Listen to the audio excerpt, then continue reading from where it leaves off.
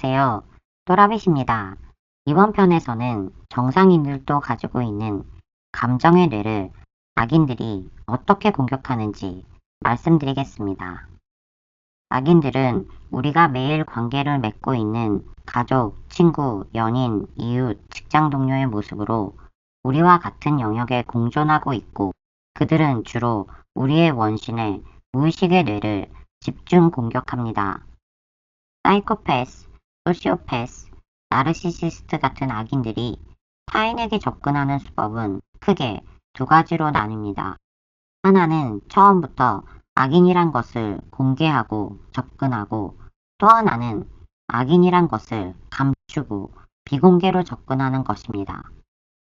공개적인 악인은 처음부터 희생자의 원신에 언어폭력이나 물리적인 폭력을 가해 사고를 마비시키고 엄청난 공포를 심어줘서 궁지에 물린 쥐처럼 도망치지 못하게, 꼼짝 못하게 만듭니다. 비공개적인 악인은 눈치채기 어려울 정도로 야금야금 밀당하듯이 은근히 교묘하게 희생자의 감정을 쥐고 흔들면서 간을 보고 가스라이팅을 합니다. 그러다가 결정적인 순간에 한 번에 훅 치고 들어오는데, 이때 두려움과 공포를 심어주고 불안을 조장하면서 정체를 드러냅니다. 악인이 정체를 공개한 다음부터는 당근과 채찍을 번갈아 사용하면서 감정을 쥐락펴락하고 희생자의 이성적인 사고를 마비시켜 노예로 만듭니다. 악인들은 양심과 사랑이 없어서 오직 이익을 기준으로 움직입니다. 약자에게는 처음부터 힘을 과시하고 난 악인이라고 광고를 하고 다니지만, 전자나 후자나 강자 앞에서는 정말 비굴합니다. 그래서 선생님들이나 윗사람들은 일이 커진 후에 악인의 정체를 알게 됩니다. 악인은 강자를 처단할 수 있을 때 강자에게 이의를 드러냅니다. 그나마 이런 단순한 악인들은 이렇게 광고라도 하고 다니니까 악인이 악인이란 것은 알 수 있습니다. 그런데 후자의 경우는 우리와 가까이 있어도 겪어보기 전에는, 이익과 관련되기 전에는 그 정체를 알기 어렵고, 정체를 알아차렸다고 해도 이미 피해를 입었거나 너무 늦었을 때도 많습니다.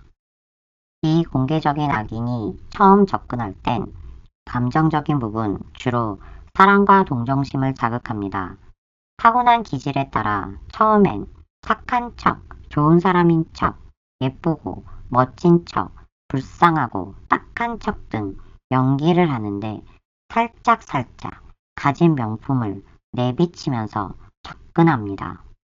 내돈내산이 아닌 선물을 받았다는 멘트를 꼭 덧붙이면서, 그래야 희생자에게도 명품을 받아낼 수 있으니까요.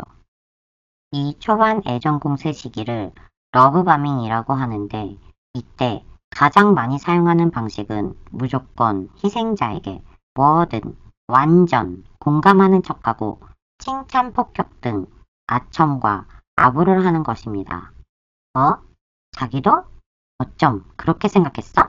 나도 그런데. 우리 어떻게 이렇게 잘 맞아? 소름 끼친다. 정말 우리 소울메이트인가 봐. 소울메이트?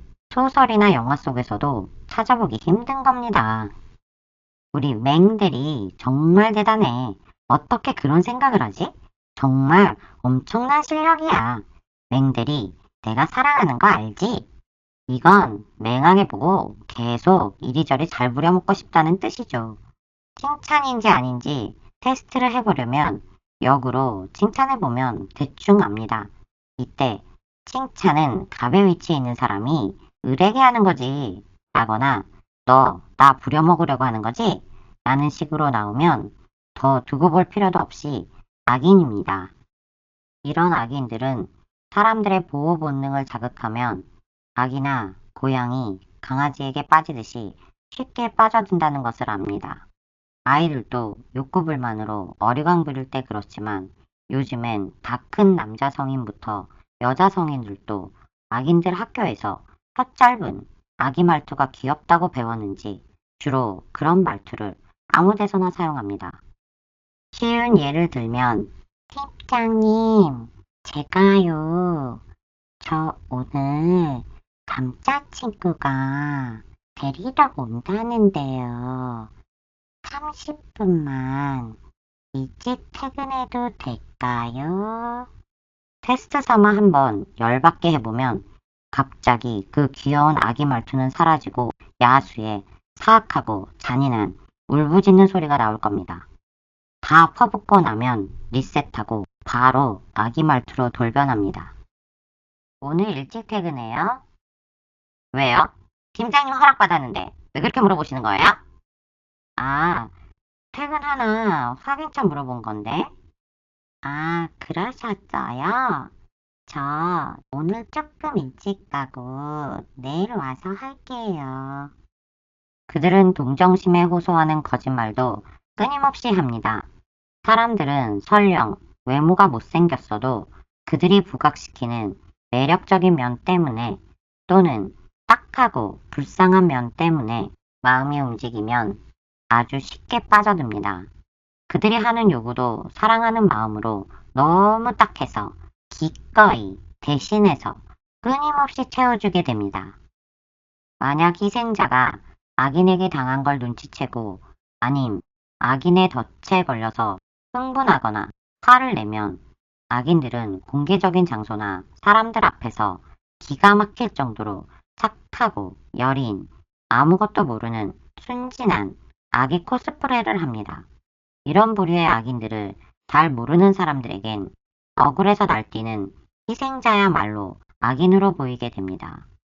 사이코패스는 물론이고 소시오패스는 감정의 영향을 아예 안 받고 나르시시스트는 감정이 있다곤 하지만 타인을 미워하고 증오만 하기 때문에 타인을 괴롭힐 때 아무 감정 없는 건 소시오패스와 같습니다. 악인들은 타인에게 증오나 무관심 외엔 어떤 감정도 없습니다. 소시오패스나 나르시시스트 같은 악인들은 지들이 끔찍한 일 저질러 놓고 돌아가는 상황을 살펴가면서 차분하게 머리 굴리면서 배우질 능수능란하게 합니다. 정상적인 아이도 3살만 되면 부모를 조종하고 이익을 얻습니다. 악인들은 사람 심리 조종하고 통제하는데 선수입니다. 악인들은 소소한 범죄부터 극악무도한 범죄까지 범죄 관련해서 빠져나가려고 미리 법이나 심리 공부를 합니다. 경찰이나 변호사도 악인이라면 악인들은 그들의 정체를 바로 알아보고 대응합니다. 사건 사고가 나서 경찰이 출동했거나 변호사 등을 만나서 조사를 받거나 할 때 절대 그들에게 화를 내거나 흥분하면 안 됩니다. 그들도 마찬가지로 원시뇌가 움직이기 때문에 피해자라고 해도 흥분하고 날뛰면 피곤하고 힘드니까 열받게 되면 피해자보다 악인이 점점 더 유리해질 수 있습니다. 만약 경찰이나 변호사까지 악인이라면 피해자가 흥분해서 날뛰면 날뛸수록 상황이 악화될 수 있습니다. 내가 갑의 위치가 아니라면 경찰, 변호사, 의사, 세상에 그 누가 되든 날 도울 수도 있는 사람들을 상대로 절대 화내거나 소리 지르거나 흥분하지 말고 이성의 뇌로 기, 승, 전, 결, 조곤조곤 말해야 한다는 건 바로 이런 이유가 있기 때문입니다. 호랑이 굴에 들어가도 정신만 차리면 된다고 했습니다. 악인들과 싸우거나 누명 등 피해를 입었을 때 감정은 별로 소용없습니다. 그런 상황에 처하면 아무리 울고불고 난리를 쳐도 어차피 이 세상에 약자인 내 편은 없습니다. 누군가 날 이유 없이 알아서 도와준다? 부모라도 편이 되어주고 도와준다? 그건 정말 천운입니다. 모든 사람은 날 모릅니다. 부모도 모릅니다. 날 도울 사람은 나밖에 없습니다. 이 세상에 오직 나 혼자다 라고 마음 강하게 먹고 정신 차려야 합니다. 악인들은 타인을 공격하거나 범죄를 저지를 때 감정의 뇌가 죽어 있으니까 지능이 높은 악인들은 사회적인 성공을 하기도 쉬워서 대부분 고위직, 전문직에 명예까지 있는 경우가 많습니다. 그들의 역할은 우리와 제일 가까운 부모부터 종교 지도자, 인도주의자, 동물애호가, 교육자, 의사, 변호사 등등입니다. 사람들은 그런 사람들의 타이틀을 신뢰하고 그들의 인정을 받고 싶어하는 인종 욕구가 강합니다. 자기가 직접적인 손해를 보는 일이 없다면 그런 사람들과 가까이 하면 이익이 될 것 같으니까 그들과 어떻게든 관계를 맺고 싶어 합니다. 희생자가 만약 이런 부류의 악인들과 상대를 하게 된다면 과연 누구의 말을 더 신뢰할까요? 약자인 희생자의 편을 들어줄 사람이 얼마나 있을까요? 사이코패스나 소시오패스나 나르시시스트 같은 악인들은 양심도 없고 사랑이 뭔지 모르니까 사랑하는 관계에서 어떤 느낌을 받는지 어떤 행복감이 생기는지 전혀 모릅니다. 그러다 보니 인생이 무료해서 쾌감만 추구하고 짐승이나 사람이 고통당하면 감정이나 육체가 꿈틀대니까 아이들이 개미를 죽일 때처럼 재밌어합니다. 사이코패스나 소시오패스는 단순하게 무료해서 잔인하게 굴지만 나르시시스트는 이보다 한술 더 뜹니다. 나르시시스트는 사랑이 뭔지 전혀 모르면서 사랑이란 단어 사용과 관련된 연기를 제일 많이 아주 잘합니다. 상대방에게 지만을 향한 이타적인 사랑을 억지로 주입시키고 세뇌시키면서 지만 사랑해달라고 합니다.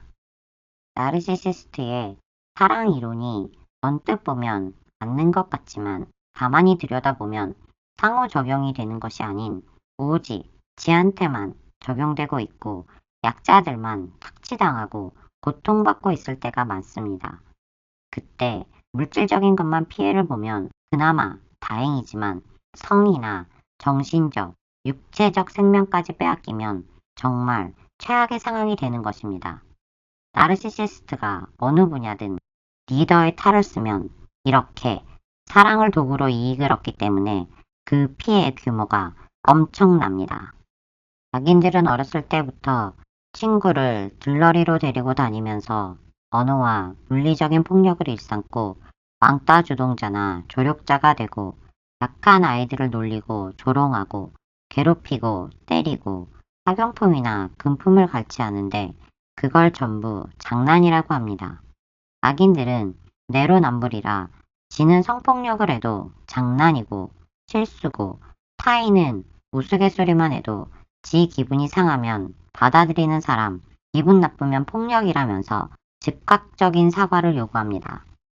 악인들이 성인이 되면 소위 어장관리를 하면서 최대한 많은 이성을 소유하고 자주 갈아탑니다. 이때 동성을 들러리로 데려가서 깎아내리고 망신 주면서 재밌어하고 이성들에게 온갖 교태를 부립니다. 맘에 안 든 이성도 누군가에게 뺏길 것 같으면 들이대고 괜히 뺏었다가 바로 차버리면서 재밌어합니다. 학교나 직장에서도 지는 놀면서 타인의 노력과 공을 가로채거나 어릴 때부터 터득한 왕따 주동자 놀이를 합니다. 왕따가 사라지면 조력자 중에서 차기 왕따를 골라서 새로운 놀이를 시작합니다. 다양한 방식으로 악인들이 교묘하고 은밀하게 감정을 건드릴 때 우리의 감정과 본능이 보내는 사인을 믿어야 합니다. 부모부터 친구, 애인, 이웃이나 직장 동료와의 관계에서 이유가 뭔지 확실히 모르지만 왠지 그 사람 포함 다른 사람들과 있으면 기분이 안 좋아지고 사람들에게 놀림감이나 조롱감이 되고 망신을 당하게 된다거나 같이 있을 땐 잘못 느끼다가 헤어지고 나면 기분이 더러워진다거나 울적해진다거나 하기 싫은 일이나 남에게 떳떳하게 밝히지 못할 작건, 크건 범죄 수준의 일을 억지로 하게 된다거나 뭐가 됐든 상식적으로나 논리적으로 악인이 하는 말과 행동이 서로 앞뒤가 안 맞으면 아주 사소하고 작은 일이라도 2번이라면 그건 경고입니다. 또한 어떤 관계든 바람직한 인간관계는 아무리 연장자고 권력이 있는 상하관계라고 해도 반드시 수평적인 측면과 상호 존중감이 있어야 합니다. 그렇지 않고 무조건 종속적이기만 한 관계, 그런 느낌을 주는 관계는 악한 관계입니다. 이익 등 이유가 있어 유지해야 한다고 해도 악한 관계입니다. 악인들은 이럴 때 이간질 등으로 희생자를 고립시키려고 합니다. 그러면 그럴수록 절대 자발적으로 고립되지 말고 주변에 그런 악인들과 전혀 관계없는 오래된 관계의 친한 사람과 반드시 이야기를 해봐야 합니다. 악인에 관해 이야기를 할 때 카톡으로 내용을 보내두는 것도 증거로 남으니까 타인이 아닌 자신에게라도 보내면 악인을 분석하게 되거나 증거로 필요할 때 시간과 날짜 등을 보는데 도움이 됩니다. 주위에 악인이 있다면 마음이 약해져서 아님, 설마 그럴 리가 있겠어? 하고 방심하면 안 됩니다. 반드시 시간별로, 날짜별로 내용을 정리하고 내가 포함되지 않아서 법적으로 증거 채택이 안 된다고 해도 나중 삭제하면 됩니다. 일단 뭐든 중요한 건 녹음하고 사진과 동영상을 찍어 악인과 완전히 관계가 마무리될 때까지 보관해 두어야 합니다. 악인들은 평범한 위치에서도 플라잉 몽키랑 조직적으로 움직여서 각종 영역에 사문서 위조 등 조작까지도 합니다. 직장에서 업무를 진행할 때도 업무 진행 시작부터 완료까지 내가 관련된 건 전부 단계별로 증거 남기고 필요시 바로 증명할 수 있어야 합니다. 관련 건이 종료되었다 하더라도 몇 년은 보관해야 합니다. 이번 편에서는 악인의 감정의 뇌가 아닌 우리의 감정의 뇌에 대해서 살펴봤습니다. 악인이 우리의 감정의 뇌를 건드릴 때 절대 그냥 별거 아니라고 넘기지 말고 우리의 뇌가 왜 기분이 나쁜지, 왜 우울하고 화가 나는지 한번 잘 살펴보는 것은 반드시 필요한 일입니다. 그럼 여러분 다음에 또 만나요. 바이.